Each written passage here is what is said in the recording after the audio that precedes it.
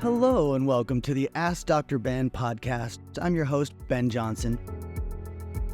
Well, hey everyone. We thought we would do a change up to Ask Dr. Ben and bring in a special guest.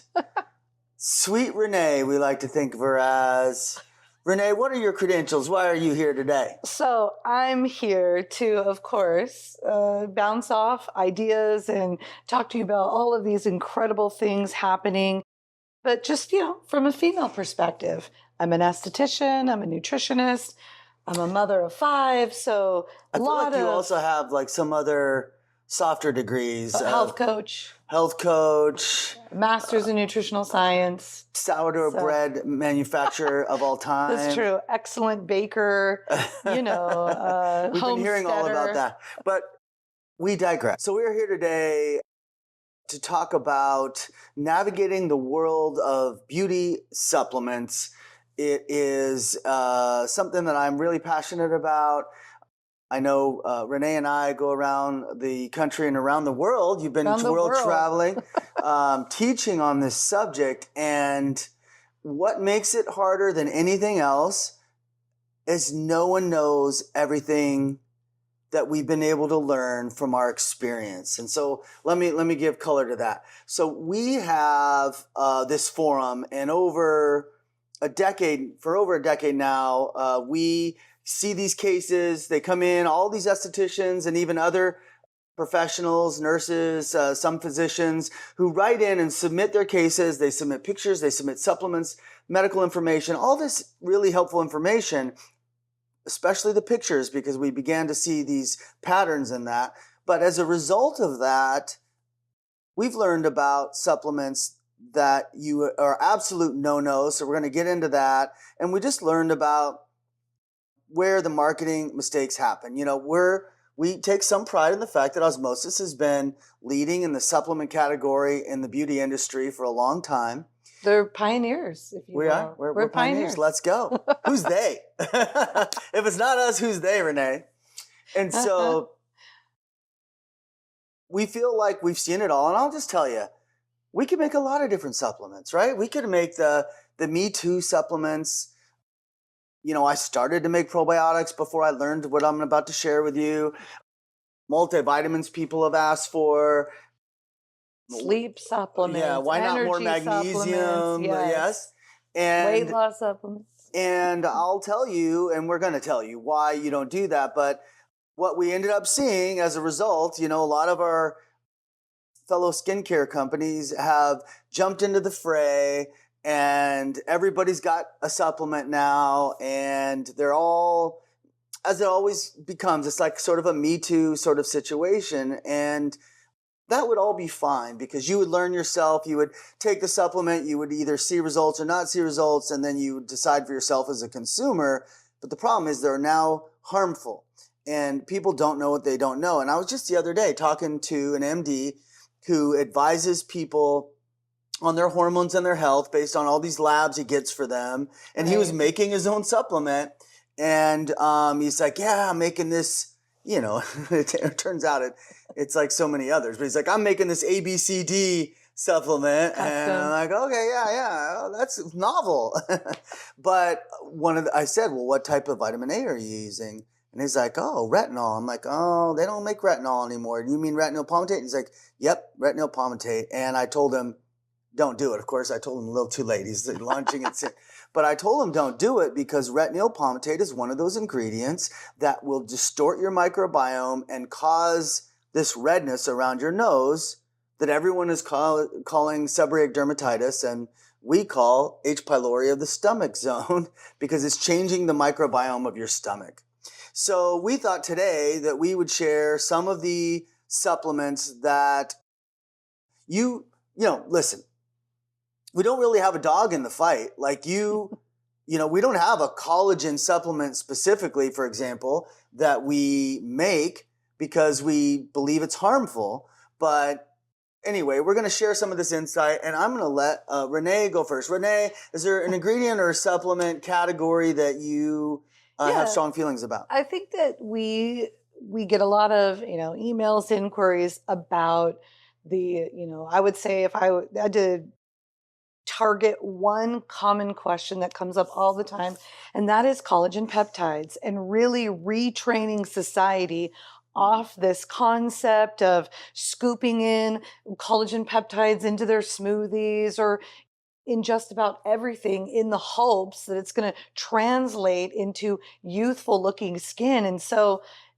it's always interesting how different people lead with different marketing stories, how they're inspired by results in before and after photos. So I think it would be great to just kind of manage the myths and really educate everyone on why Regenerate is so unique and arguably the best collagen boosting supplement that's available.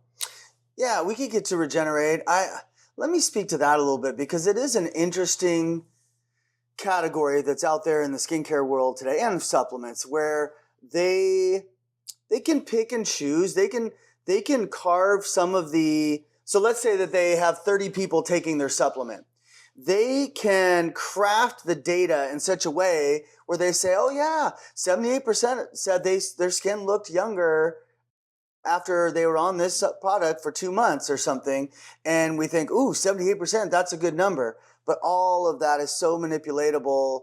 And the reality is, as Renee said, we're going to start here with collagen, that it's just not true.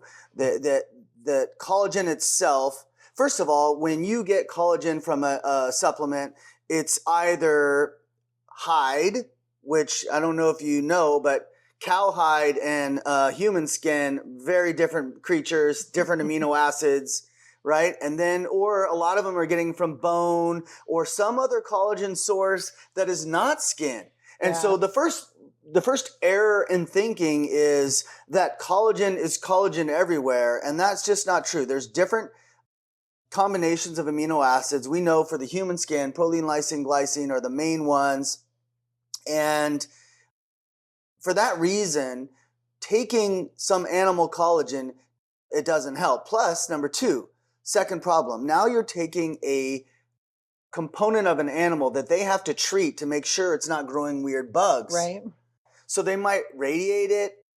Literally, radiation is one of the ways they treat foods so that they don't have infectious material in them. And then the other thing they can do is chemically treat it. And so whatever they're doing to collagen, because I would have said to you, sure, eat collagen. I don't think it's harmful and I don't think it's beneficial. Until I saw all these hundreds, if not thousands of cases where people were on collagen and they were starting to break out. It was causing acne and it was causing H. pylori in their stomach zone, which looks like redness around your nose. And so something in that is harming the body. So that's a hard no. Also within that mix, you'll see they'll say, oh, and also vitamin C. Well, they did a study on vitamin C, and what they proved was if you take a lot of vitamin C, there is no increased collagen manufacturing. It doesn't influence that. In fact, they did a huge study on vitamin C, and they found that it lowered your immune system. This was, I don't know, 10, 15 years ago they did this study. It might have been 20 years ago now that I think about it. We're getting old, Renee. Right? So this is the problem. Is it makes sense in your mind that if you take a chunk of collagen, somehow it's going to end up in your skin. But in reality, that's just far from the truth. We know the amino acid combinations that work for the body, and we know that the body can absorb amino acids very well. So here's the trick. If you take a bite of steak, your body will break down that steak into amino acids, and most of that's absorbing like in the small intestine. And that's great. And the nice part about that is if you take those amino acids, or if you take it as protein, by the time it breaks into amino acids, the body has timed its departure from the acid pit. Because if you take amino acids in your stomach, there's a good chance they can be damaged by the acid. So one of the secret sauces of Regenerate that now our competitors are going to hear about. Yeah, I know where you're going with is this. enteric-coated, blocking the acid from breaking down that amino acid and damaging it. So now you're getting a pure, clean, skin-based amino acid at high levels going in with the product. And I think that's one of the successes. The other thing that we do is we put in beef liver extract, and that beef liver also wants to bypass the stomach because it has a lot of enzymes and cofactors that we love, that we want, because this product also helps repair, the liver. And so we have to put in the nutrients that are going to address that a little bit better. Well, and I think too, to speak to, well, if you're listening to this podcast and you're thinking, okay, great, I'll just take amino acids. The complex or the blend of Regenerate, what makes it so great is you get all of those essential amino acids, but the anchoring of that grass-fed beef liver, that fat-soluble nutrient that allows your body to properly absorb it, is a huge piece of that. And that's what makes that supplement so unique. And it's a superfood, right? Yes. Liver is it's the most nutrient dense food you can eat. Now, would I ever be caught dead eating liver outside of a capsule? Not this guy. I don't know about you. I don't know. You Chicken can deep livers fry are it out and roll for it me. around. It's all out. I don't care how you cook it. You'd have to trick me. So we don't do, but in a capsule, I love it, and it's the only way I can do it. And I'll just quickly tell you that we also add alpha ketoglutarate, which we should release that study to the world about alpha ketoglutarate. But one of the studies they did is they measured, does alpha ketoglutarate increase collagen production the way vitamin C does? Because it turns out they both have that same function at the skin level of improving collagen production. And the answer was yes, that when you supplement alpha ketoglutarate, you actually do see increases in what's called hydroxylation. And when you supplement vitamin C, you do not. And so I do try to tell everyone, if you're going to take vitamin C, I don't have a real problem with it. Obviously, I don't want you to develop scurvy, but I want you to take 250 milligrams or less. Otherwise, what happens, Renee? When you take too much vitamin C. Well, you just pee it out, unfortunately. Well, no. There's one other bad thing. Well, mucus. Well, yes, okay. Mucus. So people develop mucus, and it was so interesting. We had someone here whose mom was an acupuncturist, and she was talking about how dairy brings in dampness into the body from, I guess, a Chinese medicine perspective. Yeah. And the dampness that I know it brings in is mucus, which is this wet covering on your digestive tract that feeds Candida overgrowth. And Candida is the number one bug causing skin problems out there today. Well, and I think it's helpful to also understand that excess vitamin C, those types of ingredients that we see in supplements, the reason why it's creating all that mucus is because it's creating a wound, and that mucus is the repair response. So how unfortunate for people that are buying collagen peptides loaded with vitamin C and other ingredients, and they ingest them, and now they have skin issues and digestive issues. And then unfortunately, those digestive issues continue to manifest because they are daily injuring that digestive tract. It gets on an unfortunate cycle, and then people end up feeling frustrated. They're dropping all kinds of dollars in all these different supplements. I mean, you can go to Costco and buy a jumbo container of collagen peptides for $70 that's going to last you for 2 years. You can poison yourself for 2 years for only $70. Yeah. So, it's from a consumer's perspective, it can be a little frustrating. And so, exactly. You don't know what you don't know. That's why we're here to tell you. And I wouldn't have known if I didn't have this forum to see all the people that were breaking out as a result of taking collagen peptides. So if you're taking that, stop that. And we should move on, but we'll just finish up with Osmosis Regenerate provides the dermal amino acids you need, the AKG to activate the collagen manufacturing, the vitamin D and K, selenium. I'm trying to remember one other one. Anyway, it is an amazing nutrient. It's great, I believe, for pregnant moms. A lot of people wonder about postpartum, and everybody who's looking to beautify their skin. And the first 6 months, the focus is on dermal repair, but it's doing many organs at the same time. We have lots of people with amazing results for thyroid and liver. Thyroid, liver, lungs, hair, skin, nails. The hair and skin, you should see a significant bump in as well. So we're super excited about that, and we just want to make sure you heard us. Collagen peptide supplements are dangerous, causing harm to the gut. Dangerous sounds a little bit like overkill, but guess what happens? These poor kids or these poor whatever age people that get on this, next thing you know, they have terrible acne and they're taking other harmful things like antibiotics or Accutane Yeah, or it's something. an unfortunate consequence that no one really seems to know about. And a lot of these companies have great marketing stories. Yeah. And so, also, I wanted to add something to the fact that we use grass-fed beef liver. You get naturally occurring glutathione, naturally Oh, occurring B12 without having to supplement those isolated supplements. So it but has everything you there's really more. need. There's more than that actually, because we include glutathione S transferase, which is an amazing, powerful antioxidant for the body in this supplement. So you're getting some powerhouses with this, and that's how For the way I sure. like to formulate. So then the next category of beauty mistakes, and a lot of people talk about how, listen, there's a whole bunch of topical skincare products for the microbiome. Do you remember our philosophy on topical microbiome strategy? Well, what specifically? Like, what was it? Does a topical probiotic help Oh, you?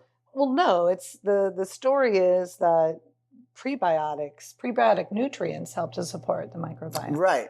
Your skin and your gut as well are DNA programmed to create the bacteria that you need. And that is a story you'll never hear from anybody.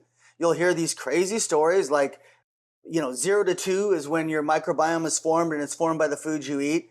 Makes no sense. None of those bacteria are in the foods you're eating. And so I don't know where they came up with that story. Your DNA determines your microbiome. And so with your skin, your DNA determines your microbiome. So all the bugs that your skin needs to populate in are going to happen quickly and naturally. And in the gut, that's also true. And so what are we seeing in the forum?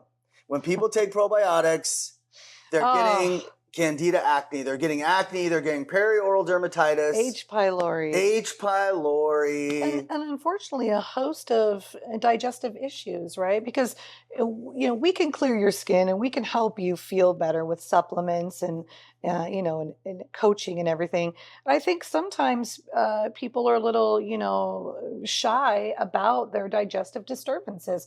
How many cases have we seen? Oh, I've been struggling with constipation, with bloating, with gas. I don't like to go out to eat. I have to take a this. I have to take a that. I have all these food allergies. They could be I think really some things are sharing more with you than with me.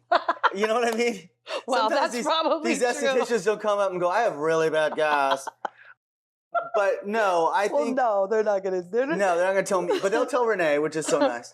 So I think with the microbiome, we choose to use prebiotics, and the best prebiotic is sea buckthorn, and it causes no harm, and it feeds the microbiome, and it heals the gut, and it's a superfood. Once again, highly dense in nutrients, and so this is just another beauty product mistake. And I don't care what formula they tell you they have, and if it's specifically for feminine areas, we hear about this Oh gosh. microbiome for the feminine areas. I say hard no to all of them. They're all showing causing acne and other skin conditions, and you need to stay away. You just have to trust us. And if you're not noticing it, you probably didn't even know. Most of the skin conditions we get are people that had no idea. They're like, oh, of course I need to take my probiotic. Like, that's not part of the problem.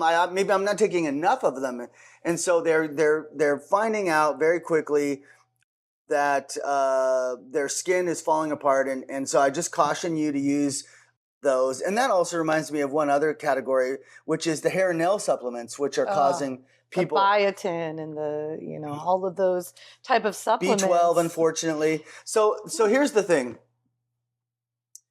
Not everyone has a sensitive gut that immediately jumps to Candida when it's compromised. So for example, there are plenty of people in the world today who are taking probiotics who are not seeing Candida-based skin conditions, rosacea, acne, perioral dermatitis, seborrheic dermatitis, all those good things. There are plenty of people, but it is a minority. The majority of people are Candida prone. If you take probiotics, it's going to mess up your skin. And the same thing is true with hair and nail supplements. Most of them are causing harm. They have magnesium, which causes mucus.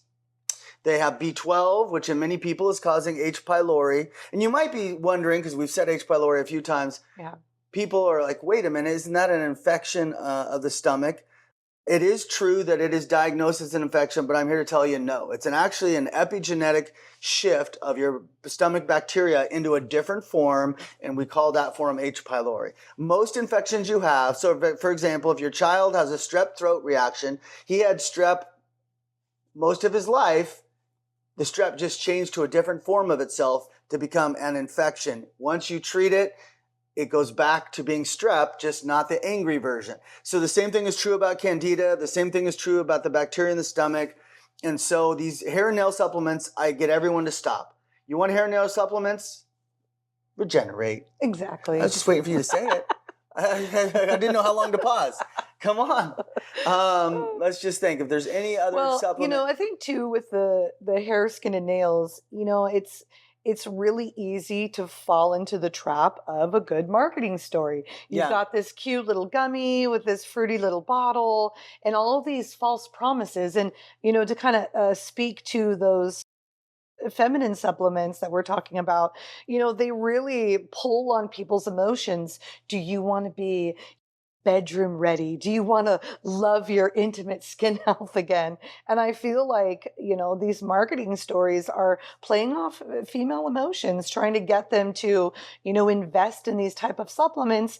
And maybe for a short term, they might experience something that they like, but then the shift creates a bigger problem, something that they never even had to begin with. Right. And that is always the trick with these supplements is there can be, like if you have a constipation problem and you take a probiotic, you might see a resolution of that because the probiotic is changing your microbiome, but it's not necessarily making it healthier. Right. And the same thing can be true with hair and nail supplements. I'm trying to think if there's any other beauty supplements where I'm like, please don't do that. Well, obviously just magnesium alone is magnesium, bad. But there are some zinc supplements that people are taking in hopes of clearing their skin. Yeah. So, an isolated zinc supplement, or I've even seen zinc partnered with probiotics. So it's a double whammy. Yeah, no, and that's true. And there's a lot of combinations. So I think we'll leave it there. I just want to scrape my brain real quick. Let's see. Any other ways that people try? The multivitamins, of course, are going to be another dangerous category. Like we said, if you're going to get a multivitamin, it should be beta carotene, not retinal something. And it should be avoid the oral B12, only do IV B12. If it's got vitamin C in it, no more than 250 milligrams. Watch out for calcium. It causes mucus. Watch out for magnesium. It causes mucus. And you say, well, how do I know if it's causing mucus? Literally, your sinuses will tell you. You'll always see sinuses congested lining up at the same time that your skin's breaking out. And so that's just something to watch out for. So I think we did it. I hope this was helpful to you. We'll see you in the next session. I hope you've enjoyed this episode of Ask Dr. Ben. Please leave a review if you can, and subscribe to the show to get access to all of my upcoming episodes. Thanks for listening.